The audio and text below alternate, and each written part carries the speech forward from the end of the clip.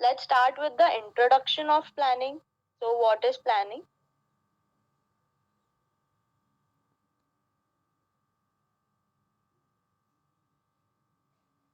So, what is planning? क्या होता है planning? से सिंगल पर्सन दिन का भी प्लान करके चलता है कि फर्दर आगे क्या करना है, कैसा इम्प्लीमेंट करना है, दिन को कितना प्रोडक्टिव बनाना है. So as this planning is the process first function of management. It is the process of deciding in advance what to do and how to do. It involves setting the objective, targets, and formulating an action plan to achieve them. It provides proper direction to organization. So, क्या as planning सबसे first management का function होता है जिससे पूरा plan किया जाता है कि कैसे क्या आगे क्या करना है, कैसा इम्प्लीमेंट करना है, कैसा गोल अचीव करना है. Next slide. Definition.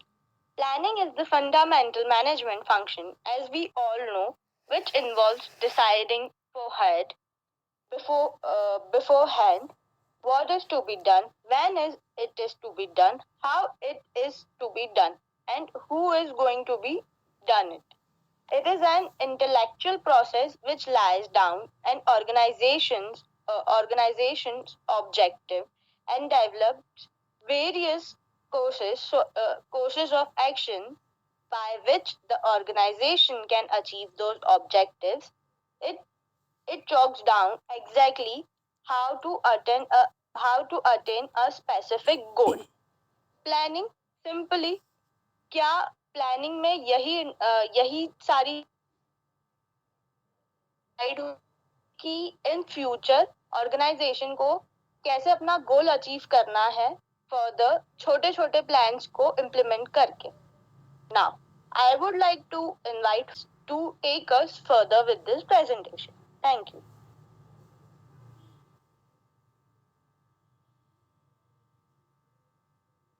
Carrying forward with purpose of planning. Planning is the pre-selection of objectives and outlines the action before starting any business.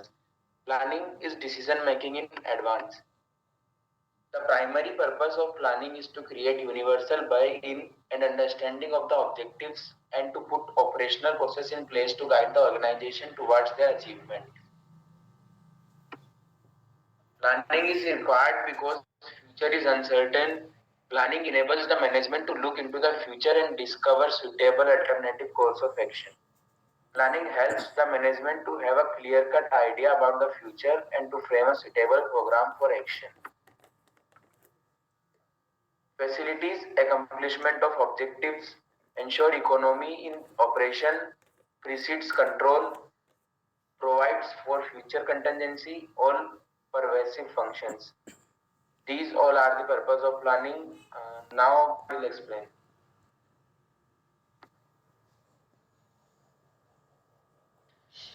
Now I will explain about process of planning.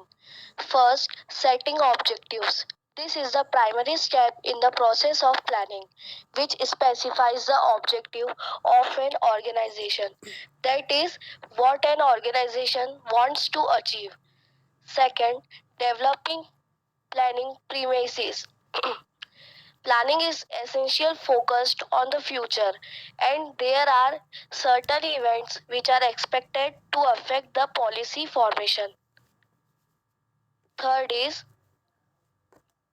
identify alternatives course of action. All the alternative course of action should be identified. Fourth, evaluating alternate course of action. In this step, the positive and negative aspects of each alternative need to be evaluated in the light of objectives to be achieved. Fifth, selecting one best alternative. In such cases, the manager's experience and judgment play an important role in selecting the best alternative. Sixth, implementing the plan. This step is concerned with doing what is required. In this step, managers communicate the plan to the employees clearly to help convert the plans into action. Last, follow up action. Monitoring the plan constantly and taking feedback at regular intervals is called follow up. Thank you. Over to you. Now you all have seen purpose and process of planning, and now let's see types of planning. There are four types of planning. Each type of plan commits employee within different department and their resources to specific actions. While there are many different types of plans include strategic planning, tactical planning, operational planning, and contingency planning. First, strategic planning. Plans are all about why things need to happen. It's the foundational basis of the organization and will dictate long-term decisions. Important components of a strategic plans are vision, mission, and values. Second, tactical planning.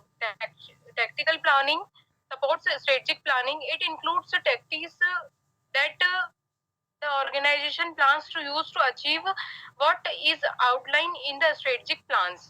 Tactical planning is different from operational planning. Is the that tactical plans ask specific questions about what need to happen to accomplish a strategic goal. Third, operational planning. Operational plans are often described as single-use plans or ongoing plans. Single-use plans are created for events and activities within a single occurrence, such as a single marketing campaign. Ongoing plans include policies for approaching problems, rules, procedures for a step-by-step process for accomplishing particular objectives.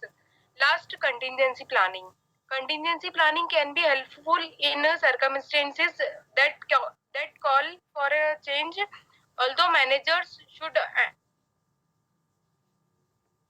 of the primary types of planning. Contingency planning is essential in moments when changes cannot be foreseen. Thank you. Now, let's move to objectives of planning. First is forecast the risk. Planning forecasts the future threats, therefore, technical strategies are most often planned and decided in advance to overcome the inconsistency or tackle the problem successfully. Forecast helps in determining volume of production, inventory needs, labor are required, cash requirements, and financing needs. Second is develops in facing competition. Businesses really exist alone in an industry. Competition is a key part of any marketplace. This means that businesses must find ways to attract the customers to their product and away from competitors' product. Strategy is the process of planning and implementing actions that will lead to success in competition. Third is managing budgetary targets. Next slide, please. A budget target is estimated money or amount for a specific fiscal period that it includes budget key combination for capital and operating expenses. A budget target can be used to set up a financial goal for a budget plan. Usually, the preset budget will be compared with the actual result to estimate the variances from expected performance. Fourth is economy in benefit. Having better coordination with organization between employees and management, the pre-decided goals proceed as per the requirement. All types of wastage is brought to the minimum. This helps in achieving the efficiency in the overall economy of management. Fifth is supports in maintaining healthy competition. The employees in an organization are in continuous competition among the fellow employees of any specific department because actual job performance and achievement is the base criteria for any future incentive or promotion. Planning creates a healthy attitude towards work and which helps in boosting employees' moral and efficiency. Thank you. Over. Now moving forward with elements of planning. Elements of planning. First one, objective. Objective are the goal towards which all managerial activities are aimed at. All planning work must spell out in clear terms the objective to be realized from the purpose business activity. Next one, policies. Policies are statements or principles that guide and direct different manager at various levels in making decisions. Policy provides the necessary basis of executive operations. Next one, forecasting. It is the analysis and interpretation of future in relations to activities and working of an enterprises. Next one, procedure. The manner in which each work has to be done in indicate by the procedure laid down, procedures outlined in series of tasks for a specified course of actions. Next one, programs. Program are crisis plans of actions followed in purpose sequencing accordance with the objective policy and procedure. Program thus led to a concentrated course of interrelated actions for the accomplishment of a purpose. Please change slide.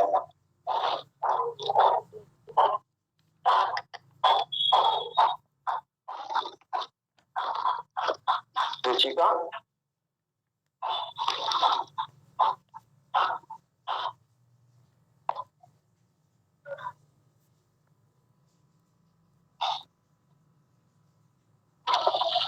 Next one, rules. A rules specify necessary course of action in a particular situation. It acts as a guide and essential in the nature of a decision made by the management authority.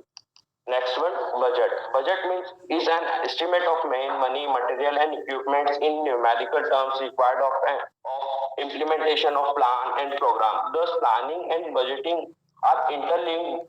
Budget indicates the size of program and involves income and outgo, input and output. Next one, project. A project is a single use which is a part of general program. It is a part of the job that needs to be done in connection with the general program. So a single step in a program is set up as a project. Generally in planning a project, a special task force is also investigated in with guest. Sorry. Strategies.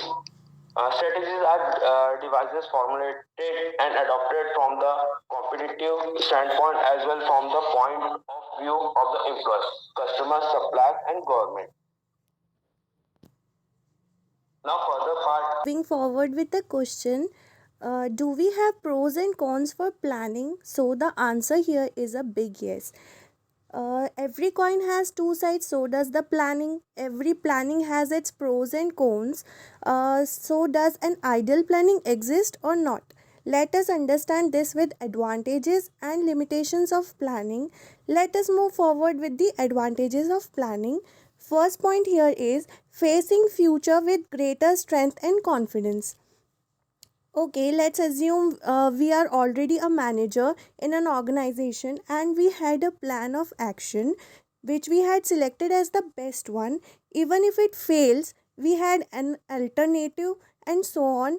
How relaxing is that, isn't it? Therefore, a manager who has done planning is in a better and stronger position to face future.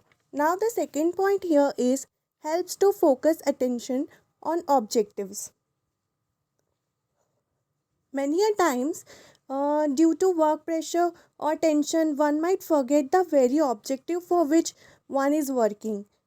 Since plans are object oriented, thus it's sure to be achieved a solid advantage of planning. Now, the third point here is encourages innovations and creativity. As planning is an intellectual exercise and forces managers to constantly think on best objectives, which will enhance the creative side, and this creative might lead to inventions and inventions of the certain innovations by managers. Now, the fourth point here is guide to decision making process. It acts as a decision making process undertaken by the management, helps in developing decisions Also, its alternatives, which will merely involve a sheer wastage of the precious resources. Now, the fifth point here is provide direction of action. If we know the objective of planning, then we can take actions accordingly, and right action will lead to right path. Okay, now the sixth point here says that facilitates coordination. Planning is not a technique for ensuring coordination, it is rather a facilitating device. In this regard, it is easier for manager to coordinate the action of individuals. Seventh point here is enables exercise for controlling. Planning provides the basis for exercising control over the actions of people working in an organization. This is so because the standards with reference to the control is exercised are contained in plans. Next slide, please.